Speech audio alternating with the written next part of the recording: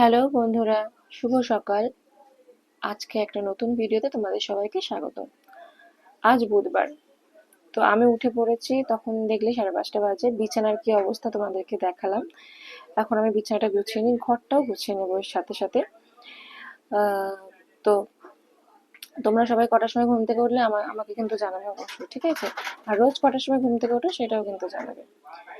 তো বিছানা গোছানো হয়ে গেছে। এখন আমি দেখো, উপরে একটা শাড়ি রয়েছে। এই শাড়িটি কালকে মা দিয়েছিল পর্দা বানানোর জন্য। তো ভাবলাম শাড়িটা তো বেশ সুন্দর। একটা টাইম এই শাড়িটা কত বেশি আহ প্রচলন ছিল, সবাই পরতো, কিন্তু এখন এই শাড়িগুলো কেউ পরে না। এখন মানুষ অনেক সিম্পল হয়ে গেছে। তো এই জন্য বলে না, সময়ের সাথে সাথে কত কিছু পাল্টে যায়। তো যাই হোক, শাড়িটাকে পর্দা বানাতে পারলাম না, রেখে দিলাম।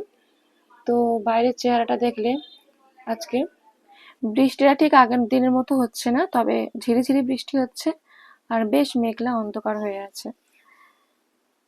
তো আমি আবার ঘরে চলে আসলাম, এসে ব্রাশ করে নেব।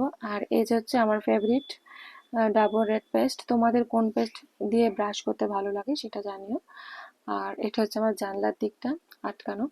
তো এখন আমি ড্রেস চেঞ্জ করে নিয়েছি, একটু চুলটাকেও ঠিক করে নিয়েছি। বাট আমি খুব একটা ওই সাজতে পছন্দ করি না। আমি যেরকম সেরকমই থাকতে খুব পছন্দ করি। তো এক্সট্রা ভাবে কিছু দেখাই না। তো এই যে এখন চলে এসেছি গোপুসোনাদের কাছে। এবার ওদেরকে আমি ঘুম থেকে জাগিয়ে তুলবো। জাগিয়ে তোলা হয়ে গেলে ওদেরকে আমি ভোগ তো অবশ্যই দেবো। দেখো তুলে দিয়েছি, দিয়ে ওদের একটু চোখ টোকগুলো মুখ টুকগুলো আমি ধুয়ে দেবো। ধুয়ে দিয়ে মুছেও দেবো।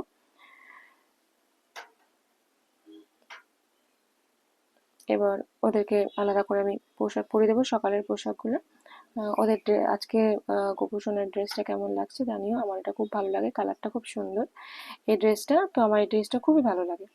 তোমাদের এই ড্রেসটা কেমন লাগছে অবশ্যই কিন্তু জানিও। দেখো ভোগ লাগিয়ে দিয়েছি। এবার দেখো এই তুলসী পাতার কাণ্ড, আমি কালকে জলের মধ্যে ভিজিয়ে তুলসী পাতাগুলো রেখে দিয়েছিলাম, আজকে সকালে দেখছি পচে গেছে। তো আবার নতুন করে তুলসী পাতা নিয়ে এসে দিলাম। আমার প্রতিদিনের সকালটা ঠিক এইভাবেই কাটে।